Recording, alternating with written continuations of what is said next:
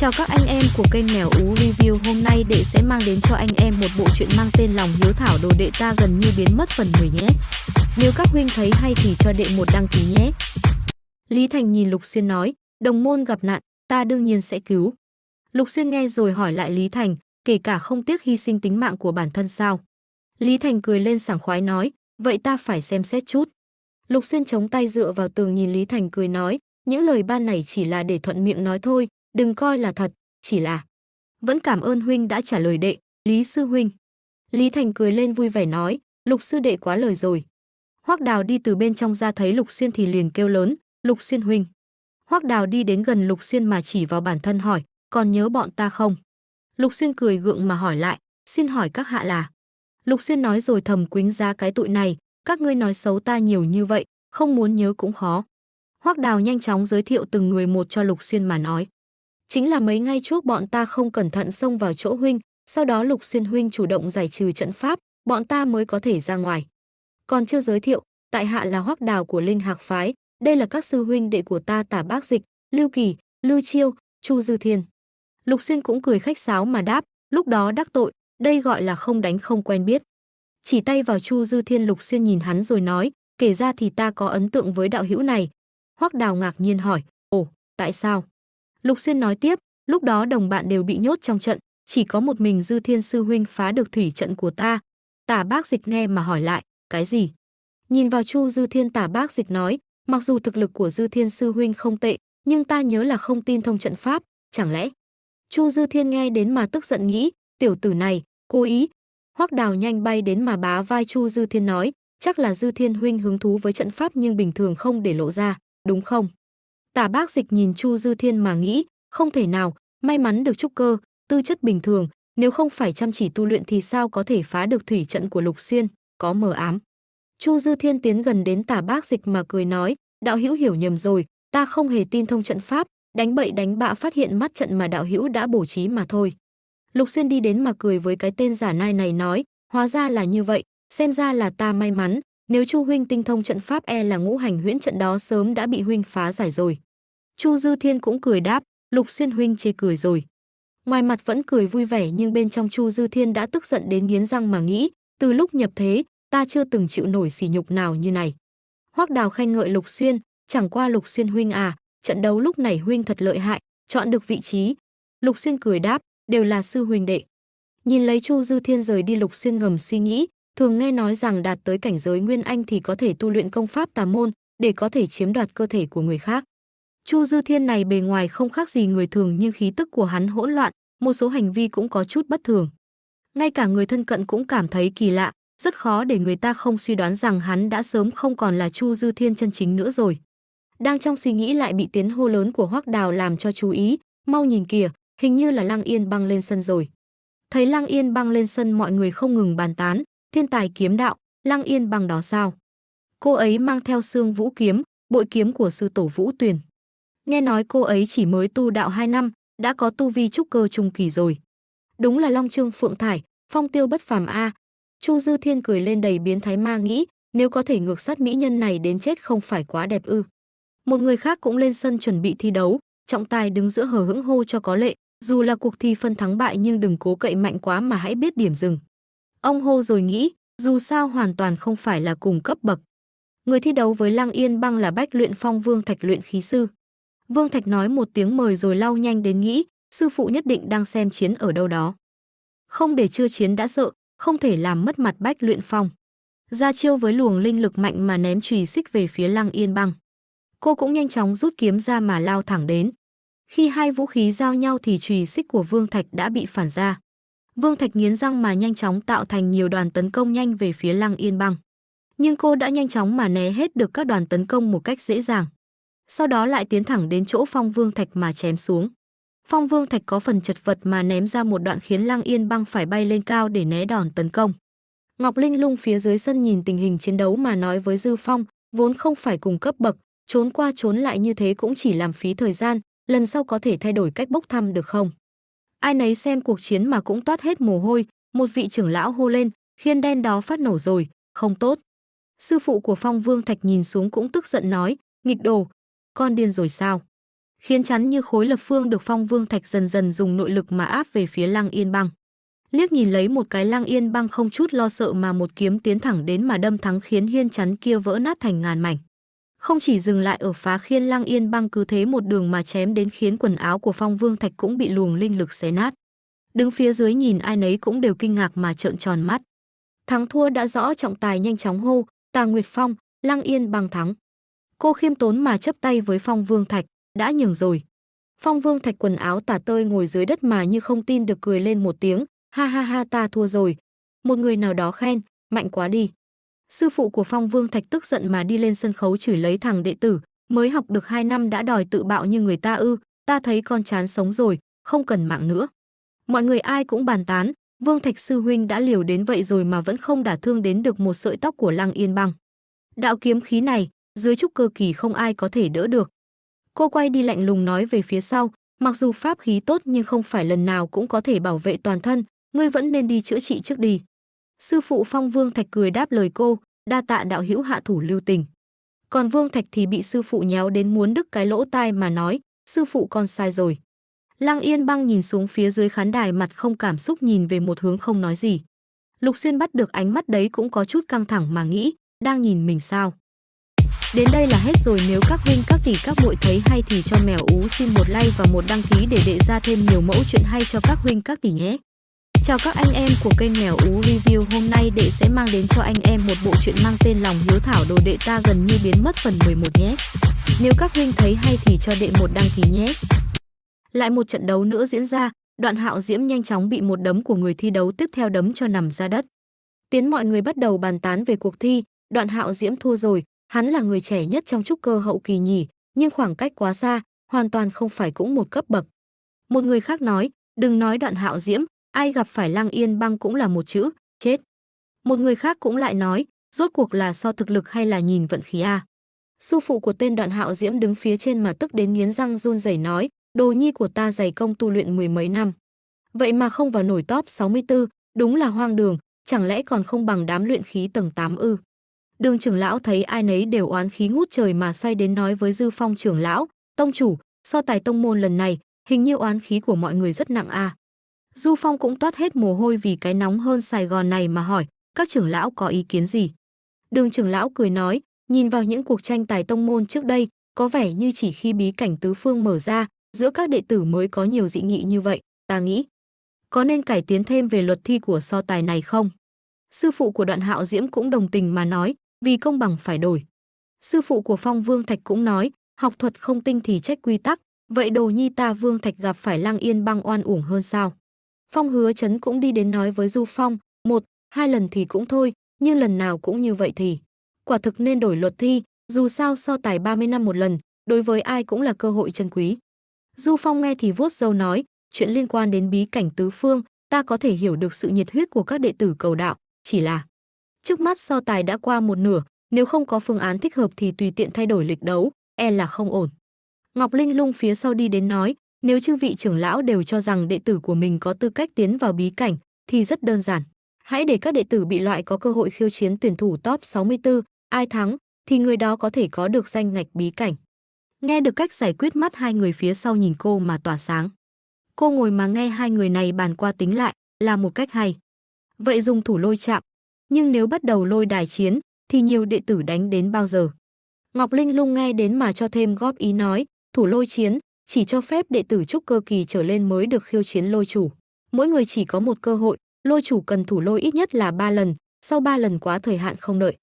Ba người nghe mà mắt sáng rực. Sau đó Du Phong vui vẻ bước ra ngoài nói: nếu chư vị không có ý kiến, vậy làm như vậy đi. Nhanh chóng có thông báo nói lớn cho các đệ tử, phần thưởng cho những người tiến vào top 64 sẽ không thay đổi. Cho dù có người thành công trong thử thách cũng chỉ được một vị trí trong bí cảnh tứ phương và sẽ không có phần thưởng xếp hạng của so tài tông môn. Một đệ tử ngạc nhiên nói: luật thi thật sự đổi rồi. Một đệ tử khác cũng nói: không ngờ có một ngày, chúng ta cũng có thể khiến tông môn thay đổi quy tắc. Lục Xuyên nhìn lên nơi phát ra thông báo mà nghĩ: như vậy thì mình gia nhập thủ lôi cũng chỉ là vấn đề thời gian, đối diện với cao thủ khác, luyện khí căn bản không đủ dùng. Lục Xuyên nhanh chóng nắm chắc tay lại hệ thống thông báo cậu bắt đầu thăng cấp. Luyện khí tầng 9. Đám người Hoắc Đào nhìn mà há hốc mồm nói: có người đột phá rồi, Lục Xuyên huynh. Lục Xuyên sau khi đột phá thì quay đến giải thích cho đám người Hoắc Đào, trước đây ta đã uống rất nhiều đan dược, tích lũy trong cơ thể rất nhiều dược lực, vừa lúc bình cảnh vừa được nới lỏng, liền thử một lần, không ngờ thành công ngay lập tức. Hoắc Đào nói, nào có ai như vậy, nói chuyện với bọn ta liền đột phá. Tả Bác Dịch cũng nhìn Lục Xuyên nói, chúc mừng Lục huynh, thực lực tăng thêm một bước. Chu Dư Thiên cũng nhìn Lục Xuyên cười nói, thiên chất Lục huynh phi phàm, nói chuyện cười cũng có thể đột phá bình cảnh, có lẽ lần tới bí cảnh tứ phương này, bọn ta sẽ không cô đơn rồi. Lục Xuyên cười hiền từ nhìn Chu Dư Thiên nhưng trong lòng đã có tính toán, muốn để mình đi đến bí cảnh tứ phương, nói không chừng tên này đang âm thầm mưu kế gì đó. Phải tìm cơ hội, hạ gục hắn. Một người xung quanh là một đống phù chú, người này là người chế phù thắng, Lâm Sở Phong. Hoắc Đào nhìn lên sân khấu mà nói, xem ra cuộc thi hôm nay sắp kết thúc rồi, không biết sau đó lại có những ai có thể thắng. Lục Xuyên nói với Hoắc Đào, chắc mọi người đều mệt rồi, hay là mọi người đến Tiểu Trúc Phong ta ngồi chút, lần này cũng có thể để ta đền bù chiêu đãi không chu đáo lần trước. Hơn nữa đúng lúc ta đang nghiên cứu trận pháp mới, tên là trận pháp Tử Trúc, cần người tới thử, nếu mọi người nguyện ý tham gia, về sau cần giúp gì, ta nhất định sẽ giúp đỡ hết sức. Tả Bác Dịch nghe vậy thì vui vẻ nói, trận pháp mới, mong Lục Xuyên huynh chỉ bảo cho. Hoắc Đào cũng vui vẻ nói, cung kính không bằng tuân mệnh. Chu Dư Thiên cười tà nghĩ, thú vị. Tại Tiểu Trúc Phong, Lục Xuyên đi trước dẫn mọi người theo sau vừa đi vừa nói, trận pháp này không có uy lực gây tổn thương cho kẻ địch, chỉ là kết hợp với địa hình của Tiêu Trúc Phong mà thôi. Tăng cường năng lực nhốt địch, xuất trận chỉ cần tìm mắt trận là được. Chu Dư Thiên vừa đi vào đã cảm nhận được trận pháp xung quanh mà cười khẩy. Nhìn đến xung quanh là một trận pháp có linh khí dày đặc mà nói, đúng là Lục Xuyên đã nói, trận pháp này còn có sơ hở gì không, có vẻ như mắt trận là ở đỉnh đài đó. Về cuối ván đấu, quân trắng gặp bất lợi và quân đen rơi vào tình trạng bị nuốt chửng. Nhìn vào bàn cờ, Chu Dư Thiên cầm lên một quân cờ màu trắng nói, dù nhìn thế nào thì đây cũng là ván cờ mà quân trắng chắc chắn sẽ thua. Nếu chỉ là đàm cờ luận đạo thì cũng không lộ ra gì. Để ta thử xem, trận pháp Tử Trúc này có chỗ nào đặc biệt. Đặt xuống quân cờ trắng, nhanh chóng Chu Dư Thiên tiến vào bàn cờ. Đứng một góc của chiếc bàn cờ, Chu Dư Thiên nói, đặt phương pháp phá trận lên bàn cờ, muốn phá trận phải vào ván. E là đang cố tình thăm gì mình nhỉ? Thè lưỡi ra tỏ vẻ thích thú. Chu Dư Thiên hưng phấn nói, thú vị, thú vị. Lục Xuyên này, quả nhiên là thiên tài trận pháp. Cũng chỉ có thiên tài như vậy mới xứng để ta đoạt cơ thể của hắn. Chỉ có chiếm cứ thiên nguyên, bàn cờ chết này mới có thể biến thành bàn cờ sống. Hãy bắt đầu với mục tiêu này. Nói ru ích, Chu Dư Thiên nhanh chóng chạy về phía trước vung đao chém xuống. Chém hết nhát này đến nhát khác, Chu Dư Thiên đáp xuống bàn cờ mà kinh ngạc, cường giả luyện hư kỳ, sao có thể? Lục Xuyên này rốt cuộc có lai lịch gì? Một bàn tay to lớn phía trên đầu Chu Dư Thiên đang trực trào đánh xuống, lòng bàn tay này có thể che cả bầu trời. Nhanh chóng Chu Dư Thiên dùng chiêu bạo chứng hư đỉnh phong trúc cơ. Bàn tay to lớn kia đánh thẳng xuống chỗ Chu Dư Thiên. Lục Xuyên bên này cảm nhận được mà nói, quả nhiên có vấn đề. Vậy mà là ma tu. Đến đây là hết rồi, nếu các huynh các tỷ các muội thấy hay thì cho Mèo Ú xin một like và một đăng ký để đệ ra thêm nhiều mẫu chuyện hay cho các huynh các tỷ nhé. Chào các anh em của kênh Mèo Ú Review, hôm nay đệ sẽ mang đến cho anh em một bộ truyện mang tên Lòng Hiếu Thảo Đồ Đệ Ta Gần Như Biến Mất phần 12 nhé. Nếu các huynh thấy hay thì cho đệ một đăng ký nhé. Các tu sĩ xung quanh lẫn Chu Dư Thiên không ngừng kêu la đau đớn. Lục Xuyên nói, mê vị cốc, xem ra không chỉ Chu Dư Thiên, các tu sĩ khác cũng bị ma tu chiếm lĩnh cơ thể. Chúng thậm chí còn khéo léo tránh ánh mắt của người khác và giữ lại ký ức của ký chủ ban đầu. Chẳng trách người này muốn mình tiến vào bí cảnh tứ phương, hóa ra là muốn một lưới tóm gọn những tu sĩ trẻ của Tiểu Thanh Châu trong bí cảnh đã bố trí đại trận. Dùng làm huyết tế, không tìm thấy thêm nội dung nào, có vẻ như ai đó đã cố tình thiết lập ngăn cản. Ma tu trên người Chu Dư Thiên này cũng không đơn giản. Cầm trên tay hai lá bùa, một là ký ức hư ảo, hai là linh lực ẩn núp. Cậu trầm mặt nói, mặc dù rất muốn giết hắn luôn bây giờ, nhưng giữ hắn lại thêm mấy ngày chắc chắn có tác dụng. Quảng lấy hai miếng bùa chú vào bên trong ký ức của Chu Dư Thiên, nói xuyên nói, trong mảnh ký ức không có ma tu của Chu Dư Thiên, chẳng lẽ là người khác? Phải tìm thời cơ thích hợp để hắn bại lộ mới được. Từ trong trận pháp, ba người Hoắc Đào, Tả Bác Dịch và Chu Dư Thiên từ trọng trận bước ra. Lục Xuyên thấy vật thì khen ngợi, chúc mừng các vị, thành công phá trận. Tả huynh không hổ là chuyện nghiên cứu trận pháp, phá trận đầu tiên. Thứ hai là Hoắc huynh, cuối cùng là Chu huynh, đáng tiếc rồi thiếu một chút. Chu Dư Thiên xoa xoa đầu nói, vừa nãy xảy ra chuyện gì vậy? Tả Bác Dịch đi ra khỏi trận pháp nói với Lục Xuyên, Lục huynh, trận pháp này của huynh quả nhiên là tuyệt diệu, lấy trận làm bàn cờ, kỳ tư diệu tưởng này, Lục huynh quả nhiên lợi hại. Hoắc Đào đứng phía bên cũng nói, Mặc dù trận pháp tuyệt diệu, nhưng may mà ta cao hơn một bậc. Thành công phá trận, chẳng qua, nghe ý của Lục huynh. Chu sư đệ phá trận thất bại rồi. Chu Dư Thiên nhìn về phía Lục Xuyên cười bảo. Mặc dù ta chưa phá trận thành công, nhưng cũng thu hoạch được nhiều lợi ích. Lần sau gặp phải trận pháp cấm chế, chắc cũng có thể ứng phó dễ dàng. Lục Xuyên nghe thế thì cười nhẹ đáp. Có thu hoạch thì tốt, thử trận lần này, đa tạ chư vị đạo hữu. Đã giúp ta cũng có chút cảm ngộ này, khá sâu sắc à. Bên trong mê vụ cốc lúc này có một nhóm người khoác áo choàng đen giống nhau, người đứng đầu cầm một tấm lệnh bài phát sáng dẫn mọi người vào bên trong. Tên đi phía sau lên tiếng ta cảm giác có người đang nhìn chúng ta. Tên đứng đầu cầm miếng kim phát sáng kia xoay lại mặt không cảm xúc bảo. Nơi này mặc dù quỷ dị, nhưng không cần bối rối. Mệnh bài của môn chủ vẫn ở đây, ngài ấy có thể chỉ là bị nhốt ở đâu đó và không bị đe dọa đến tính mạng. Lúc này sâu bên trong hang động lại phát ra tiếng bước chân, đám thuộc hạ nghe thấy thì hét lên hỏi ai. Từ bên trong một cô gái với đôi chân dài miên man mặc một bộ đồ đen đỏ vô cùng ma mị. Đám người đó thấy cô thì liền gọi một tiếng môn chủ. Cô gái trước mắt chúng ta có một vòng một vô cùng chói mắt người xem. Vòng ba lại nhỏ nhắn với bộ tóc trắng, khuôn mặt lại vô cùng lạnh nhạt nhìn bọn họ. Tên đứng đầu lập tức quỳ xuống cung kính nói, thuộc hạ tới muộn, xin môn chủ thứ tội. Cô với phong thái môn chủ nhìn bọn họ, khuôn mặt vẫn lạnh lùng nhưng lại cao ngạo mà lên tiếng. Phế vật, còn cần các ngươi tới cứu chắc, chỉ là các ngươi tới đúng lúc lắm. Ta có đại sự phải đi làm. Ông ta đưa tấm mệnh bài lên cung kính đáp lời, bọn ta nguyện ý đi theo môn chủ. Cô cầm lấy lệnh bài giơ lên, sau đó cùng với thuộc hạ đi ra bên ngoài. Bên trong hang động bây giờ lại có thứ gì đó đang vặn vẹo cơ thể nó, xoay người khè cái lưỡi với đôi mắt đỏ. Quay lại trận đấu, Lưu Tu Kiệt khi thi đấu đã bị đối thủ đánh cho cái mặt sưng lên như mới đi nhổ răng, khôn mới về cơ thể lại run lên ôm mặt nói. Với ông tóc vàng nhiều cường giả trúc cơ quá rồi, tu sĩ luyện khí chúng ta hoàn toàn không phải là đối thủ. Có cố gắng thế nào cũng không thể tiến vào top 64 được. Tưởng nói ra, khứa tóc vàng an ủi, ai dè nó tạt gáo nước lạnh vào mặt cho nhớ đời đáp. Bản thân học nghệ không tinh còn trách này trách nọ, có rảnh oán thán thì không bằng tăng cường bản thân đi. Lưu Tu Kiệt nghe vậy thì tức giận hừ lên, ngươi luyện khí như tao thì ăn hết của mày hay gì mà nhìn sang chỗ ông tóc vàng. Hoắc Đào lúc này chạy đến hào hứng nói áo đen Lục Xuyên lên sân rồi.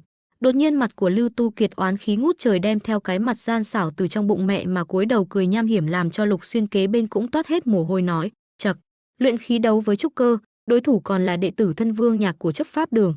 Vương Lập Châu, ta muốn xem hắn lật ngược thế cờ phản công kiểu gì. Vương Lập Châu cầm kiếm khoanh tay cao ngạo gọi Lục Xuyên, xin chào. Gỗ Mục sư đệ. Nghe vậy Lục Xuyên im lặng, khuôn mặt hoài nghi nhân sinh nhìn hắn nghĩ, tên này có thù với mình sao? Rõ ràng lần đầu gặp mà, không phải chỉ là trúc cơ thôi sao? Kiêu ngạo gì chứ? Nghĩ rồi Lục Xuyên cũng vênh cái mặt lại, giơ tay ra hỏi lớn, ngươi là củ hành tây nào? Nghe thế thì khuôn mặt hắn đã đen hơn đích nồi, cắn chặt răng toát hết mồ hôi tức đến câm nín. Bên ngoài mọi người thấy Lục Xuyên gọi hắn là củ hành thì ai nấy đều ngỡ ngàng mà nói, đây là đệ tử hàng đầu của trúc cơ kỳ đó, hắn thật sự không sợ gì hết sao? Có người lại nghĩ Lục Xuyên hắn chỉ là cứng miệng thôi nhỉ. Vương Lập Châu cười lạnh, mặt vẫn tối sầm, gằn giọng bảo, xem ra Lục sư đệ hình như không biết tôn kính với sư huynh đồng môn thế nào rồi. Lục Xuyên khuôn mặt lạnh tanh hỏi, ngươi cũng xứng, hơn nữa, ta tùy tiện nói thôi. Ngươi còn thật sự coi mình là củ hành tây à? Vương Lập Châu tức đến run rẩy tay, mặt mày méo mó, cười lại như muốn giết người mà nói, thú vị. Ta từng có một con mèo, bởi vì không nghe lời nên đã bóp chết nó, xem ra ngươi cũng như con mèo đó. Ta lúc nào cũng có thể dùng một ngón tay dí chết ngươi. Bên trên lầu Ngọc Linh Lung nghe vậy thì khoanh tay nghiêm mặt nói, Vương trưởng lão dạy ra một đệ tử tốt nhỉ. Tông chủ Trương Dư Phong cũng nghiêm nghị mà tiếp câu, thi đấu là cạnh tranh, nhưng tuyệt đối không thể chủ trương tranh đấu hung ác được. Lãm Nguyệt Tông ta là danh môn chính phái đó. Mấy câu hăm dọa của Vương Lập Châu nghe nó cứ phải gọi là ngứa nách kiểu gì ấy. Nên một trong ngũ đại phái Huyền Xương môn tên là Mục Tân Dụ đã lên tiếng, mở miệng là bóp chết đối phương. Không hổ là đệ tử tinh anh của Quý Tông, khí thế phi phàm. Nghe vậy sư phụ của Vương Lập Châu đã cười phá lên, vừa câu trước là quản giáo không nghiêm, câu sau lại đá câu trước mà khen đồ đệ hết nấc.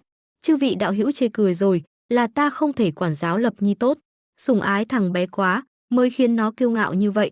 Mặc dù Lập Nhi kiêu ngạo, nhưng bản tính hướng thiện, chưa từng làm chuyện thương thiên hại lý gì. Đợi khi thằng bé kết thúc so tài, ta nhất định sẽ giáo dục nó thật tốt, mài lại tính tình của nó.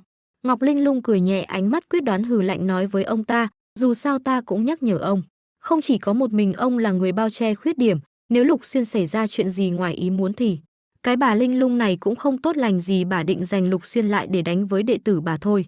Bà tưởng tượng ra cảnh Lục Xuyên bị đánh bầm dập, đồ đệ cô dì anh mà khóc lóc, nghĩ nhất định không thể để Lục Xuyên có một chút vết thương nào. Người dẫn trận đấu đứng giữa hai người hô lớn so tài bắt đầu. Vừa hô bắt đầu, Vương Lập Châu đã rút kiếm ra khỏi vỏ, chỉ kiếm về phía Lục Xuyên, tỏa ra khí tức mạnh mẽ mà hét quỳ xuống cho ta. Mọi người ai nấy đều kinh ngạc vì sức mạnh của Vương Lập Châu. Mở màn đã là đại trận trượng như vậy rồi, Lục Xuyên huynh có thể chống đỡ được sao? Đây chính là khoảng cách đi. Lục Xuyên lạnh lùng thốt nhược chí rồi giơ tay ra thi chuyển công pháp, nhìn hắn mà xem thường nghĩ, chỉ là trúc cơ kỳ mà cũng muốn chơi chiêu lấy thế đè người ư? Ngươi cũng xứng sao? Muốn chơi trận thì anh đây cũng có. Lục Xuyên phất tay mở ra trận pháp, anh đứng bên trong trận mà y như vị thần, làm Hoắc Đào ngạc nhiên nói: Lục huynh cũng dùng trận pháp rồi? Vương Lập Châu nhìn trận pháp phía sau Lục Xuyên mà cười khinh bảo: Gỗ mục còn muốn học người khác bố trận, si tâm vọng tưởng. Nói xong hắn ném mạnh kiếm của mình về phía trận pháp của Lục Xuyên. Anh bình tĩnh giơ hai tay ra vận chuyển trận pháp, nhưng không ngờ thanh kiếm của Vương Lập Châu lại có thể xuyên qua trận pháp của Lục Xuyên mà đâm thẳng vào người anh, khiến anh la lên một tiếng mà ngã về sau. Vương Lập Châu thấy thế thì lại càng đắc ý, Lục Xuyên bị thanh kiếm đâm vào cơ thể mà không thể tin được, thốt cái gì. Đến đây là hết rồi. Nếu các huynh các tỷ các muội thấy hay thì cho Mèo Ú xin một like và một đăng ký để ra thêm nhiều mẫu chuyện hay cho các huynh các tỷ nhé.